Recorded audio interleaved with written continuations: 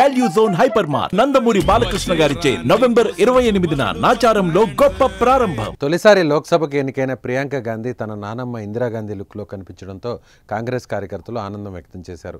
అచ్చం నానమ్మలానే చీరకట్టు ఆ నడవడిక అంటూ హర్షం వ్యక్తం చేస్తున్నారు.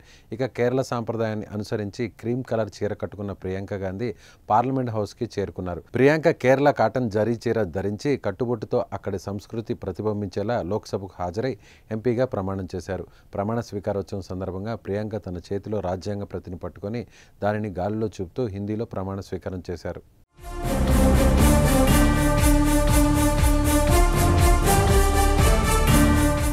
ఇక కాంగ్రెస్ నేత ప్రియాంక గాంధీ ప్రమాణ స్వీకార కార్యక్రమానికి హాజరయ్యేందుకు భర్త రాబర్ట్ వాద్రాతో పాటు కుమారుడు రెహాన్, కుమార్తె మిరియా వాద్రా కూడా పార్లమెంట్ హౌస్కు చేరుకున్నారు. ప్రియాంక తన తల్లి సోనియా గాంధీతో కలిసి పార్లమెంట్ హౌస్కు వచ్చారు. తల్లి సోనియా గాంధీ, రాబర్ట్ వాద్రా, రాబర్ట్ తల్లి, ఇద్దరు పిల్లలు మల్లికార్జున ఖర్గే, రంజిత్ రంజన్ సహా పలువురు కాంగ్రెస్ ఎంపీలు కూడా ఎంపీ గ్యాలరీలో కూర్చున్నారు. అంతకుముందు ప్రియాంక లోక్సభకు అడుగుపెట్టగానే కాంగ్రెస్ ఎంపీలు శుభాకాంక్షలు తెలిపారు.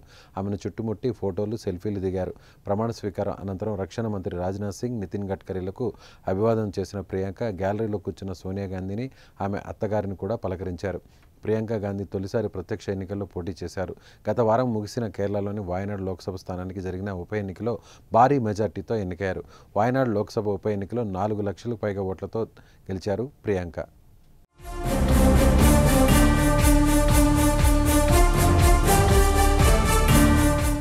దేశ చరిత్రలో గాంధీ, నెహ్రూ కుటుంబానికి చెందిన ముగ్గురు పార్లమెంట్లో కనిపించడం ఇదే తొలిసారి. ప్రియాంక గాంధీతో పాటు ఆమె సోదరుడు రాహుల్ గాంధీ లోక్సభలో ప్రతిపక్ష నేతగా ఉండగా, ఆమె తల్లి సోనియా గాంధీ రాజ్యసభ ఎంపీగా ఉన్నారు. ప్రియాంక తొలిసారిగా చట్టసభలో సభ్యురాలయ్యారు. ప్రియాంక గాంధీ 5 సంవత్సరాల క్రితం 2019లో లోక్సభ ఎన్నికల సమయంలో క్రియాశీలక రాజకీయాల్లోకి ప్రవేశించిన ఎన్నికల్లో పోటీ చేయలేదు.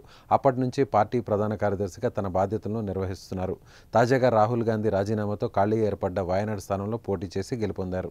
मैं प्रियंका गांधी वाड्रा जो लोकसभा की सदस्य निर्वाचित हुई हूँ, सत्यनिष्ठा से प्रतिज्ञा करती हूँ कि मैं विधि द्वारा स्थापित भारत के संविधान के प्रति सच्ची श्रद्धा और निष्ठा रखूँगी। मैं भारत की प्रभुता और अखंडता अक्षुण्ण रखूँगी तथा जिस पद को मैं ग्रहण करने वाली हूँ उसके कर्तव्यों का श्रद्धापूर्वक निर्वहन करूँगी। जय हिंद।